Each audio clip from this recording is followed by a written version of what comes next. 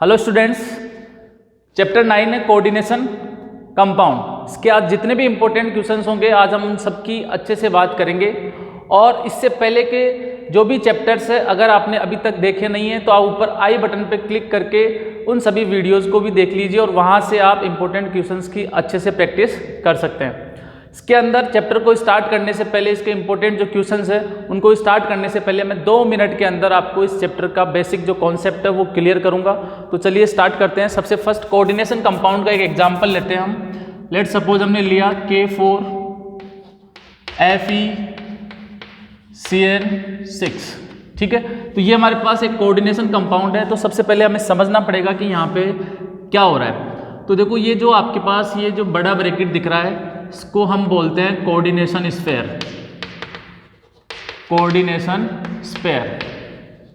और इसके बाहर जो भी आयन होगा ये हो भी सकता है और नहीं भी हो सकता है, इसको बोलते हैं हम काउंटर आयन।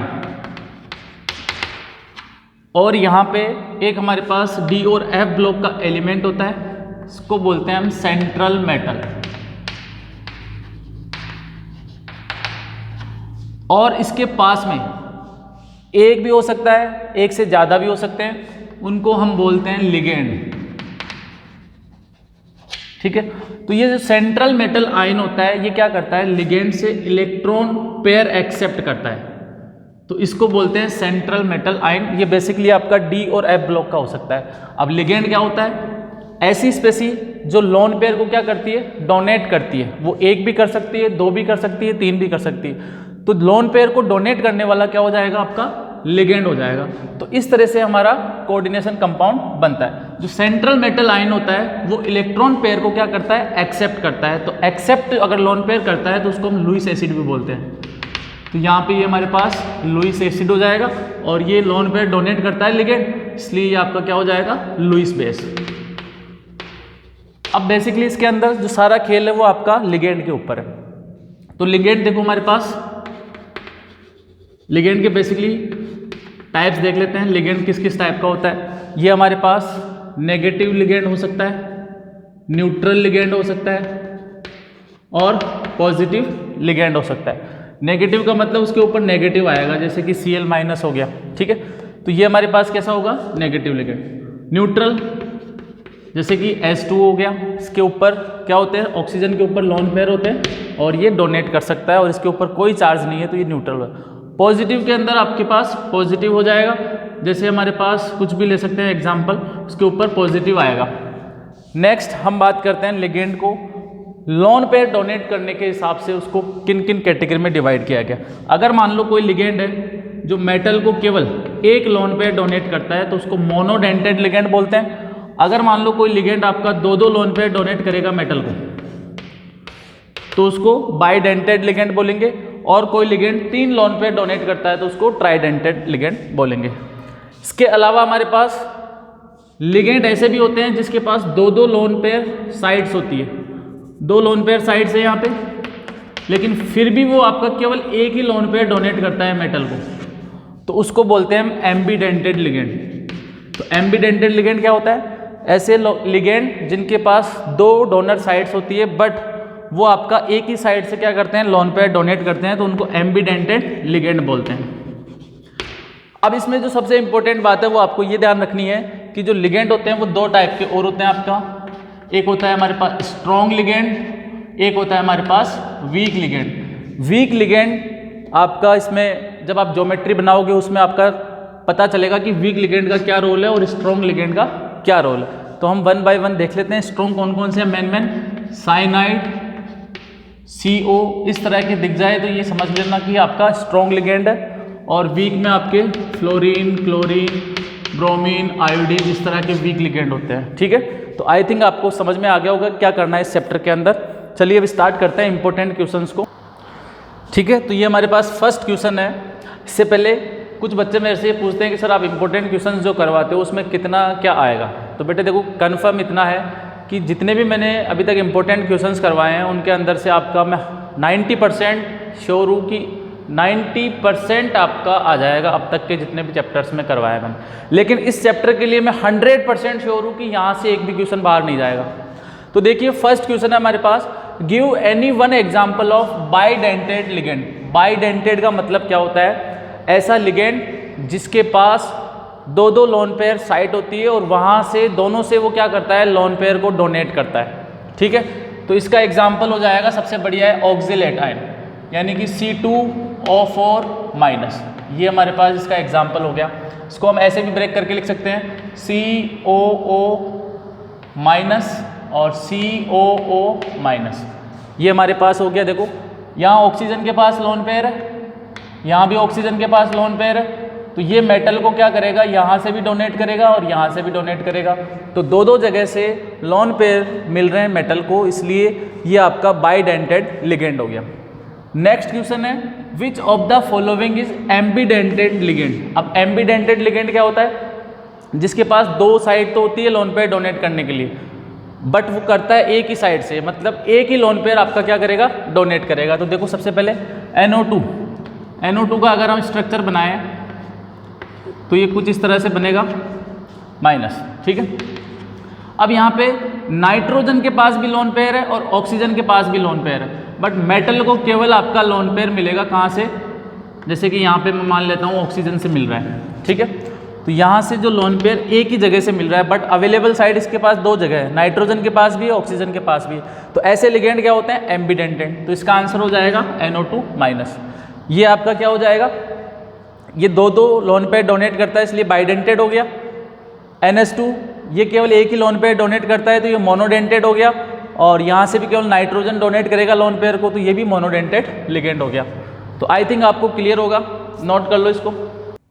अब देखो बेटा, क्वेश्चन नंबर 3 है हमारे पास, right IUPAC name of the following complexes. तो ये आपका क्वेश्चन है, ये आएगा आपका बोर्ड के अंदर, कोई भी एक आपका कॉम्प्लेक्स दे रखा होगा और उसका आपको नाम लिखना है। तो बेसिकली सबसे पहले इसके बारे में जो मेन चीज़ है वो क्या है कि हमारे पास जब भी हम कॉम्प्लेक्स का नाम लिखते हैं तो रूल नंबर फर्स्ट होता है आपका कि यहाँ पे हमारे पास कैटाइन और एनाइन आपको आइडेंटिफाई करना है, अगर लिगेंड के अंदर है तो अगर मिल जाए आपको कैटाइन और एनाइन तो सबसे फर्स्ट हम नेम लिखते हैं कैटाइन का और उसके बाद नाम लिखते हैं एनाइन का, और दोनों के बीच में आपका स्पेस रखते हैं, बाकी कहीं पे भी स्पेस नहीं रखते हैं नाम लिखते समय। तो कैटाइन और एनाइन के बीच में आपको स्पेस रखना है अगर है तो, और इन दोनों में से कैटाइन का नाम सबसे पहले आपको राइट करना है, फिर एनाइन। इसके बाद जो भी हमारा सेंट्रल मेटल एटम होगा उसकी ऑक्सीडेशन स्टेट को हम रोमन नंबर में ब्रैकेट में लिखेंगे। इसके अलावा जब भी हम लिगेंड का नाम कोऑर्डिनेशन स्फीयर का नाम लिखेंगे तो उसके अंदर एक तो हमारे पास सेंट्रल मेटल आयन होता है और एक लिगेंड होता है। तो इसके अंदर हमें सबसे पहले नाम लिखना है लिगेंड का, वो भी अल्फाबेटिकल ऑर्डर के अंदर, और उसके बाद हमें मेटल का लिखना है। अगर मेटल नेगेटिव के अंदर आता है तो लास्ट में 8 लगाएंगे, और पॉजिटिव के अंदर आता है तो एज इट इज आपको राइट करना है। इसके अलावा लिगेंड अगर आपका नेगेटिव में आता है तो आपका O लगाएंगे, और अगर पॉजिटिव में आता है तो एज इट इज राइट कर देंगे, और लास्ट के अंदर हम इसको ऐड करके लिख देंगे। जैसे हमारे पास फर्स्ट क्वेश्चन है Fe4FeCl6, ठीक है। यहाँ पे आइडेंटिफाई करते हैं, ये हमारा कोऑर्डिनेशन स्फीयर हो गया और इसके बाहर एक आयन प्रेजेंट है जो कि कैसा है, पॉजिटिव। इसका मतलब ये हमारा पूरा कोऑर्डिनेशन स्फीयर कैसा हो जाएगा, नेगेटिव हो जाएगा। तो सबसे पहले ये कैटाइन है और ये एनाइन है, तो हम पहले कैटाइन का नाम लिखेंगे।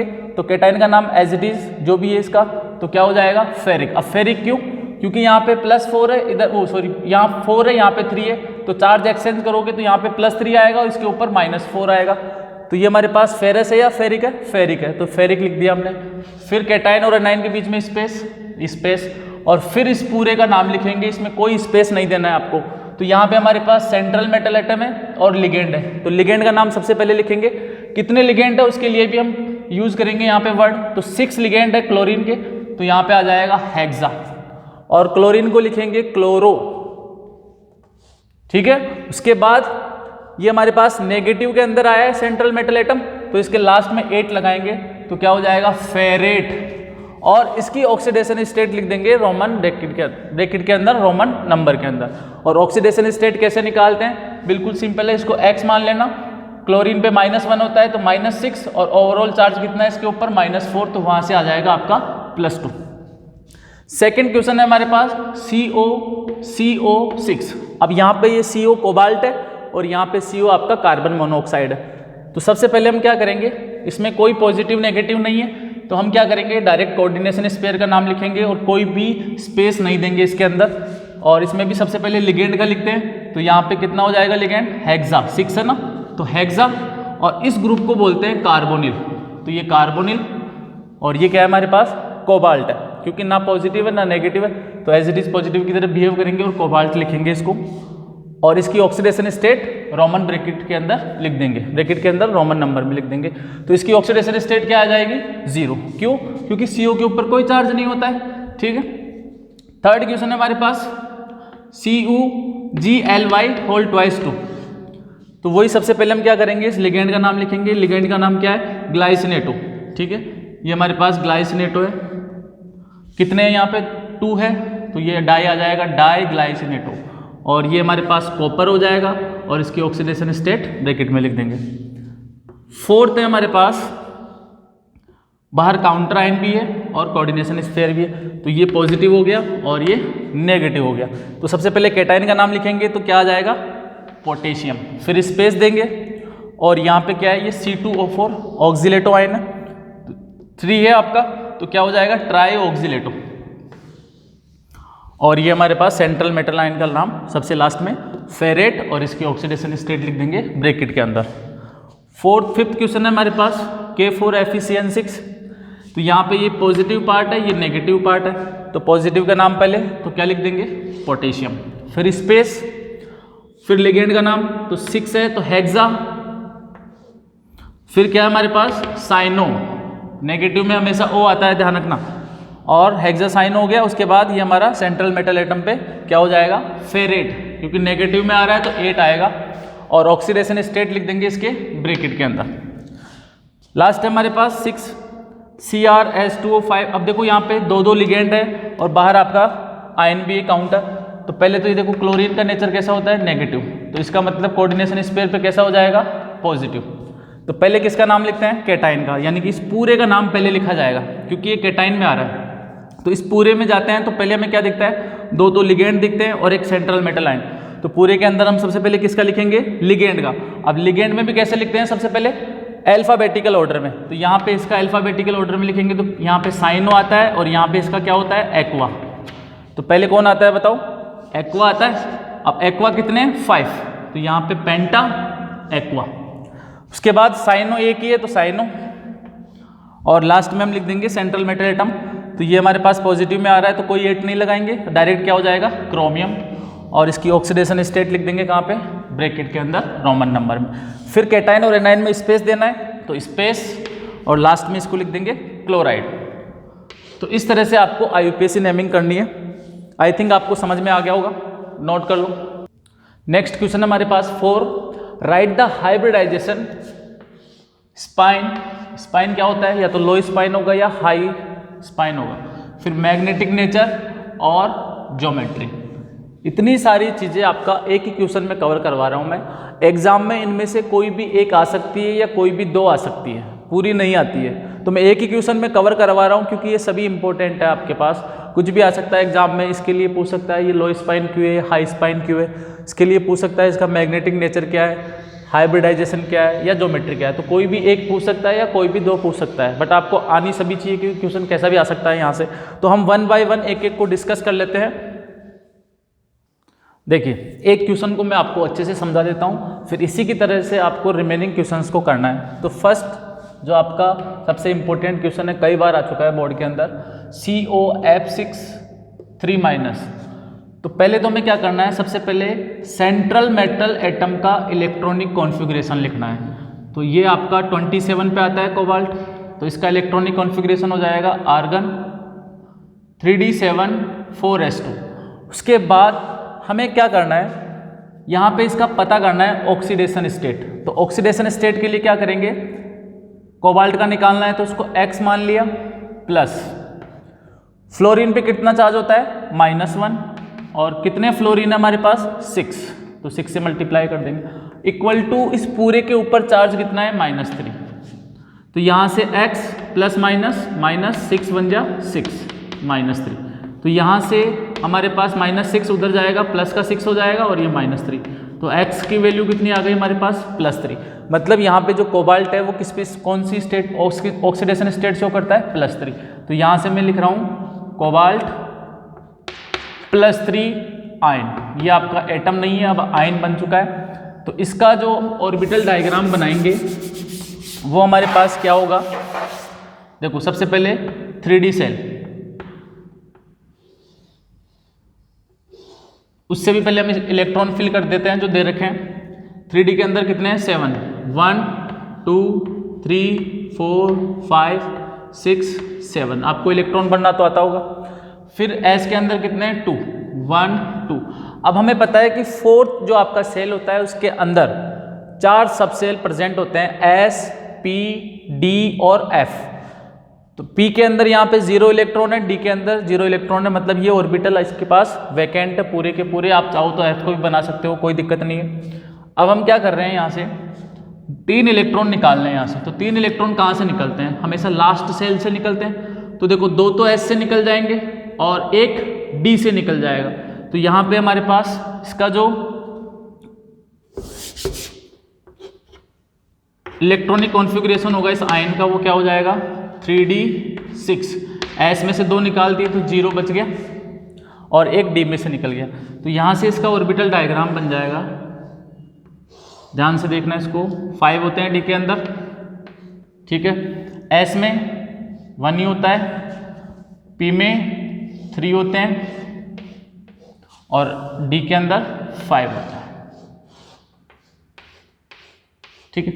अब देखो इलेक्ट्रॉन कहाँ से निकाला हमने, S में से निकाल दिया, मतलब ये 0 हो गया, इधर पहले से 0 थे। और 3D7 था, 1 इलेक्ट्रॉन और निकाल दिया, तो एक और निकाल दो यहाँ से, तो 6 बच जाएंगे यहाँ पे। 1 2 3 4 5 और ये 6। अब देखो इतने साइड इसके पास खाली है, इतने लोन पेयर ये एक्सेप्ट कर सकता है कोबाल्ट। अब यहाँ पे हमारे पास कौन सा लिगेंड आ रहा है, फ्लोरीन। और फ्लोरीन कैसा होता है, वीक लिगेंड होता है। जब भी आपका वीक लिगेंड होता है तो वो क्या करता है, जो भी आपके अनपेयर इलेक्ट्रॉन प्रेजेंट होते हैं उनमें पेयरिंग नहीं करवा सकता है। या आप ऐसे देखो कि वीक होता है तो ये आपका इसकी वजह से कोई भी किसी को भी डर नहीं लगेगा, तो जो जैसा है वैसा का वैसा ही रहेगा। अब ये कितने लोन पेयर डोनेट करता है फ्लोरीन, 1 लोन पेयर डोनेट करता है। कितने फ्लोरीन आ रहे हैं हमारे पास 6, यानी कि 6 साइट चाहिए अपने को। तो 6 साइट हमारे पास है लोन पेयर के लिए। देखो यहाँ पे ये पहले से खाली है, इनमें कोई चेंज नहीं होगा क्योंकि ये वीक है। तो मान लो कि हमने 1 लोन पेयर यहाँ ले लिया, 1 2 3 4 5 और ये 6। अब यहीं से हम बता सकते हैं ये सभी के सभी। देखो सबसे पहले तो हाइब्रिडाइजेशन बताएंगे हम, हाइब्रिडाइजेशन। तो यहाँ से हाइब्रिडाइजेशन हो जाएगा। कहाँ कहाँ पे आपने लोन पेयर के लिए साइड्स यूज करी, तो देखो S 1 यूज करी है, P के लिए कितने यूज करिए 1 2 3, तो P3। और D के लिए कितना यूज किया 1 2, तो D2। तो इसका हाइब्रिडाइजेशन हो गया sp3d2, ठीक है। इसके बाद हम इसके स्पाइन की बात करते हैं। स्पाइन कैसा होगा इसका, तो देखो आपका जब तक अनपेयर इलेक्ट्रॉन प्रेजेंट होगा हमेशा क्या होगा, हाई स्पाइन होगा। और इलेक्ट्रॉन अगर पेयर्ड है तो लो स्पाइन होगा, ठीक है। तो यहाँ पे अनपेयर इलेक्ट्रॉन प्रेजेंट है तो ये कैसा होगा, हाई स्पाइन होगा, हाई स्पाइन कॉम्प्लेक्स। ये तो हमारे पास स्पाइन से रिलेटेड बात होगी। इसके बाद हम बात करेंगे मैग्नेटिक नेचर की। तो देखो इसका मैग्नेटिक नेचर जो होगा, मैग्नेटिक नेचर, तो मैग्नेटिक नेचर कैसा होगा, तो इसके लिए आप देख लो किसी भी सब्सटेंस के अंदर अगर अनपेयर इलेक्ट्रॉन प्रेजेंट है तो वो कैसा होता है, पैरामैग्नेटिक होता है। और जिसमें प्रेजेंट नहीं है वो कैसा होता है, डायमैग्नेटिक। तो इसके अंदर कोबाल्ट +3 में अनपेयर इलेक्ट्रॉन प्रेजेंट है हमारे पास 1 2 3 4, तो ये कैसा हो जाएगा, पैरामैग्नेटिक हो जाएगा।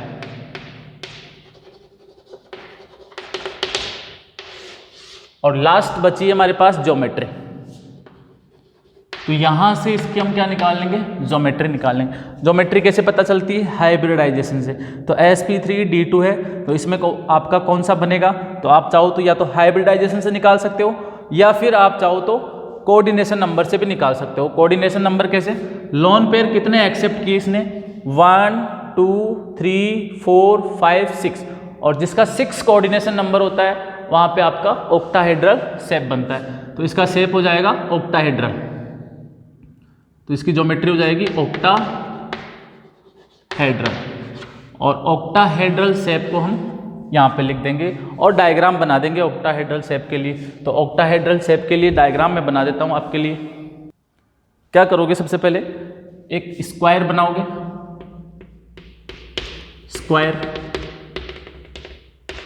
स्क्वायर के बीच में क्या लिख दोगे आप, सेंट्रल मेटल एटम को कोबाल्ट, ठीक है। इसके बाद यहाँ वर्टेक्स से इसको ज्वाइन कर दोगे, चारों वर्टेक्स से ज्वाइन कर दोगे और चारों पे क्या लगा दोगे, जो भी लिगेंड आपका दे रखा है। तो यहाँ पे फ्लोरीन दे रखा है तो फ्लोरीन राइट कर देता हूँ मैं, और एक ऊपर की तरफ और एक नीचे की तरफ बाहर निकालते हुए 2 फ्लोरीन और ऐड कर दो और इन सभी को पूरे ब्रैकेट के अंदर क्लोज कर दो और यहाँ पे जो भी चार्ज दे रखा है वो आप एज इट इज राइट कर दो।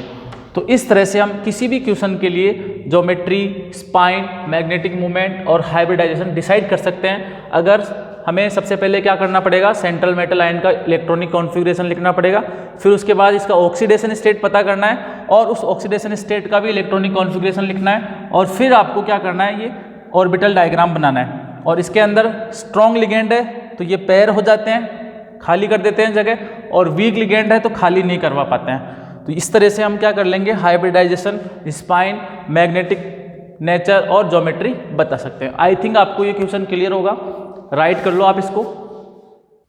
नेक्स्ट क्वेश्चन हमारे पास NiCl4 2-। तो सबसे पहले सेंट्रल मेटल एटम निकल है, इसका सिंपल इलेक्ट्रॉनिक कॉन्फ़िगरेशन लिखते हैं। तो हमें पता है ये आपका आर्गन 3d8 4s2 होता है, क्योंकि इसके लास्ट सेल में आपका A4 2 इलेक्ट्रॉन होता है। तो ये आपका निकल +2 हो जाएगा। इलेक्ट्रॉन हमने राइट कर दिए 3d8, ठीक है, 4s2 और ये आपका 2 ऑर्बिटल और इसमें वैकेंट होते हैं, 3 होते हैं, F भी होता है। फिर इसके अंदर हम क्या करेंगे, इसका आयन का लिखेंगे। तो आयन +2 मतलब 2 इलेक्ट्रॉन लास्ट सेल से निकाल दो, तो S में से 2 इलेक्ट्रॉन निकाल दोगे तो यहाँ पे S में क्या हो जाएंगे 0 और 3D में 8। तो इसको राइट कर दिया, यहाँ कुछ भी नहीं और इनमें कुछ भी नहीं। ये हमारे पास कौन सा है, 4s वाला है, ठीक है। अब हमारे पास आ रहा है लिगेंड लॉन पेयर डोनेट करने के लिए। तो क्लोरीन कैसा होता है, क्लोरीन हमारे पास वीक लिगेंड होता है, तो यहाँ पे ये इसको पेयरिंग नहीं करा पाएगा, ठीक है। तो ये एज इट इज रहेंगे। अब कितने क्लोरीन आ रहे हैं, 4 क्लोरीन, तो 4 साइड चाहिए अपने पास। तो यहाँ पे लोन पेयर डोनेट किया इसने 1 2 3 और 4, बस इतना ही है इसके पास। अब हम क्या करेंगे, इसका हाइब्रिडाइजेशन निकालेंगे। तो देखो क्या कहाँ पे अपने पास लोन पेयर आया, S में आया और 3 P में आया, तो sp3 इसका हाइब्रिडाइजेशन हो गया। स्पाइन कैसा होगा, तो स्पाइन के लिए वो भी बताया था मैंने रूल, अनपेयर इलेक्ट्रॉन है तो हाई रहेगा और अनपेयर इलेक्ट्रॉन नहीं है तो क्या होगा, हाई लो स्पाइन होगा। तो यहाँ पे अनपेयर इलेक्ट्रॉन है तो हाई स्पाइन कॉम्प्लेक्स बनेगा। मैग्नेटिक प्रॉपर्टी के लिए भी अनपेयर इलेक्ट्रॉन को देखते हैं, तो यहाँ पे अनपेयर इलेक्ट्रॉन है तो पैरामैग्नेटिक होगा। ज्योमेट्री इसकी क्या होती है, तो हमें पता है sp3 के अंदर ज्योमेट्री होती है टेट्राहेड्रल, और टेट्राहेड्रल ज्योमेट्री को सब जानते हैं कैसे बनाते हैं। ये हमने क्या किया, यहाँ पे सेंट्रल मेटल एटम लगा दिया निकल, ये आपका प्लेन में, ये आपका प्लेन से अंदर की तरफ और ये हमारा प्लेन, और इनको आपस में ज्वाइन कर देंगे तो ये हमारे पास टेट्राहेड्रल स्ट्रक्चर बन जाएगा। और इन सभी जगह पे क्या लगा देंगे हम, क्लोरीन 1 2 3 4, और इसको ब्रैकेट में क्लोज करके और इसके ऊपर जो भी चार्ज दे रखा है वो राइट कर देंगे और इस तरह से इसका डायग्राम बन जाएगा। नोट कर लो। नेक्स्ट क्वेश्चन हमारे पास लास्ट है इसका NiCN4 2-। तो यहाँ पे हमें क्या करना है, सबसे पहले सेंट्रल मेटल एटम का इलेक्ट्रॉनिक कॉन्फ़िगरेशन लिखा, तो ये हो जाएगा वापस से। फिर उसके बाद ऑक्सीडेशन स्टेट निकालना है, तो +2 में है तो निकल +2 का हमने लिख दिया, तो S में से 2 इलेक्ट्रॉन बाहर निकाल दिए। इसके बाद हमने इसको अरेंज कर दिया और उसके बाद हमें चेक करना है लिगेंड कैसा है। तो Cn हमारे पास कैसा होता है, स्ट्रॉन्ग लिगेंड होता है, ये ध्यान रखना। और स्ट्रॉन्ग लिगेंड क्या कर देता है, जितने भी अनपेयर इलेक्ट्रॉन होगा उनका पेयरिंग कर देता है। एज ए हीरो होता है, हीरो के एंट्री पे सब क्या हो जाएंगे, दूर हट जाएंगे। तो यहाँ से ये दो इलेक्ट्रॉन है, आपको नीचे एक और डायग्राम बनाना है। ये जो 2 इलेक्ट्रॉन है वो आपका क्या कर जाएंगे, शिफ्ट हो जाएंगे, इसके लिए जगह खाली कर देंगे। तो जैसे ही साइनाइड ने एंट्री मारी, यानी कि स्ट्रॉन्ग ने एंट्री मारी, तो ये पेयरिंग हो जाएंगे। तो यहाँ से भी एक साइड आपका खाली करवा देगा ये। तो ये खाली हो गया। इसके बाद अब देखो यहाँ से हाइब्रिडाइजेशन लिखते हैं। लोन पेयर कितने हमारे पास 4, तो 4 लोन पेयर को साइड मिलेगी। फर्स्ट लोन पेयर यहाँ पे आ गया, सेकंड, थर्ड, फोर्थ, तो ये हमारे पास इस तरह से 4 साइनाइड 4 लोन पेयर डोनेट कर देंगे। अब इसका हाइब्रिडाइजेशन लिखते हैं। सबसे पहले ये बताओ कौन सा है, डी है तो डी लिख दिया, फिर एस है, फिर पी कितने हैं 2, तो ये हाइब्रिडाइजेशन हो गया इसका DsP2। अब यहाँ पे बात करेंगे स्पाइन की। तो स्पाइन देखो, स्पाइन के लिए क्या बताया था, lone pair unpaired electron check करने हैं। तो अनपेयर इलेक्ट्रॉन है क्या यहाँ पे, नहीं है। इसका मतलब क्या होगा, लो स्पाइन होगा, लो स्पाइन कॉम्प्लेक्स होगा आपका ये। तो जितने भी आपके स्ट्रॉन्ग लिगेंड होते हैं उसमें अब हमारे पास क्या होता है, लो स्पाइन आता है। मैग्नेटिक नेचर चेक करते हैं, अनपेयर इलेक्ट्रॉन नहीं है तो कैसा होगा, डायमैग्नेटिक, डायमैग्नेटिक होगा नेचर के अंदर। और ज्योमेट्री की बात करते हैं तो DsP2 के अंदर या फिर 4 लोन पेयर के अंदर यहाँ पे जो DsP2 बनेगा इसके अंदर हमारे पास स्क्वायर प्लेनर बनेगी, स्क्वायर प्लेनर ज्योमेट्री। और स्क्वायर प्लेनर को जब हम बनाएंगे तो क्या करेंगे, एक पैरेललोग्राम बनाएंगे। ये हमने पैरेललोग्राम बना दिया एक, और बीच में क्या रख देंगे, सेंट्रल मेटल एटम निकल है, और 4 लोन पेयर साइनाइड है। तो चारों साइड पे वर्टेक्स से 4 साइनाइड बनाना है अपने को, और इसको क्या करना है, एक ब्रैकेट में पैक करना है, और उसके ऊपर जो चार्ज है वो एज इट इज़ राइट कर देंगे 2-। बिल्कुल सिंपल है। आपको समझ में नहीं आया तो दोबारा से आप चेक कर सकते हो, देख सकते हो, नोट कर लो इसको। नेक्स्ट क्वेश्चन है हमारे पास, Fe6 4- इज डायमैग्नेटिक, एक्सप्लेन करना है, लेकिन किससे, क्रिस्टल फील्ड थ्योरी से। अभी तक हमने जिससे भी एक्सप्लेन किया था वो आपका कौन सा था, वैलेंस बॉन्ड थ्योरी था। क्रिस्टल फील्ड थ्योरी और वैलेंस बॉन्ड थ्योरी दोनों अलग अलग है। तो अगर इसको VBT से करना है तो आसानी से कर देंगे पहले वाले क्वेश्चन की तरह, बट हमें CFT से करना है। तो CFT के लिए हमें CFT का डायग्राम आना चाहिए। तो CFT में आपके 2 ही तरह के केस बनते हैं, ऑक्टाहेड्रल और टेट्राहेड्रल। तो पहले आप स्टेप पता कर लो कौन सा है कि ऑक्टाहेड्रल है या टेट्राहेड्रल है। तो सबसे पहले हमने क्या किया, कोऑर्डिनेशन नंबर निकाला, इसका कितना आया 6। कोऑर्डिनेशन नंबर क्या होता है अभी हम आगे डिस्कस कर लेंगे, बट अभी देखो इसका कोऑर्डिनेशन नंबर क्या है, 6 है। शेप क्या हो जाएगा, 6 है तो ऑक्टाहेड्रल हो जाएगा, 4 होता है तो क्या होता है, टेट्राहेड्रल, 6 होता है तो ऑक्टाहेड्रल। ऑक्टाहेड्रल हो या टेट्राहेड्रल हो, डायग्राम ऐसा होगा आपका। डी के अंदर, CFT के अंदर 5 ऑर्बिटल है, क्या क्या नाम है, DXY, DYZ, DZ। इसके बाद DX² - Y² और DZ²। अगर ये हमारे पास ऑक्टाहेड्रल है तो क्या होगा, तब भी 2 पार्ट में डिवाइड हो जाएगा, और टेट्राहेड्रल है तब भी 2 पार्ट में डिवाइड हो जाएगा। अब टेट्राहेड्रल में 2 नीचे होते हैं और 3 ऊपर होते हैं, और ऑक्टाहेड्रल में 3 नीचे और 2 ऊपर, ये आपको याद रखना है। अब हमें क्या करना है, यहाँ पे सेंट्रल मेटल एटम आयरन, और इसका इलेक्ट्रॉनिक कॉन्फ़िगरेशन हम लिख दिया, और हम डी जनरेशन देख रहे हैं डी ऑर्बिटल के लिए। 6 इलेक्ट्रॉन है तो 1 2 3 4 5 6, ठीक है। इस तरह से हमने इसमें फिल कर दी। जब ये ऑर्बिटल टूटेंगे, टूटने के बाद क्या होगा, इलेक्ट्रॉन इसके अंदर चले जाएंगे। तो हमें 6 इलेक्ट्रॉन 3d6 बनना है। तो 1 2 3 4 5 6, ठीक है। इस तरह से आपका ऊपर एक भी इलेक्ट्रॉन नहीं जाएगा। तो यहाँ पे पेयरिंग हो जाएगी, क्यों, क्योंकि यहाँ पे गैप क्या होता है, बहुत ज़्यादा होता है, मैक्सिमम गैप होता है ऑक्टाहेड्रल के अंदर, और ये गैप ज़्यादा होने की वजह से इलेक्ट्रॉन यहीं पे पेयरिंग कर लेते हैं। अगर यहीं पे टेट्राहेड्रल होता तो ऊपर चले जाते, ये पेयरिंग नहीं होती यहाँ पे। अब देखो यहाँ पे इसमें डायमैग्नेटिक और नॉन मैग्नेटिक के लिए हमें n की वैल्यू चाहिए, क्योंकि म्यू इक्वल टू क्या होता है, √n ब्रैकेट n+2 होता है। तो यहाँ पे अनपेयर इलेक्ट्रॉन कितने हैं, 0। तो n की वैल्यू जैसे आप 0 रखोगे तो ये पूरा क्या हो जाएगा, 0, और मैग्नेटिक मोमेंट क्या आ गया, 0। जिसका मैग्नेटिक मोमेंट 0 होता है वो कैसा होता है, डायमैग्नेटिक होता है नेचर के अंदर। तो ये समझ लो, राइट कर लो। लास्ट क्वेश्चन है हमारा इस चैप्टर का, गिव द ऑक्सीडेशन स्टेट। एक तो ऑक्सीडेशन स्टेट देना है आपको, और एक कोऑर्डिनेशन नंबर बताना है नीचे जो भी कॉम्प्लेक्स दे रखा है। सबसे फर्स्ट है हमारे पास COEN थ्राइस 3+, EN का मतलब इथाइलिन डायमीन होता है आपका। तो सबसे पहले ऑक्सीडेशन नंबर स्टेट निकालते हैं, तो इसको x मान लेंगे हम।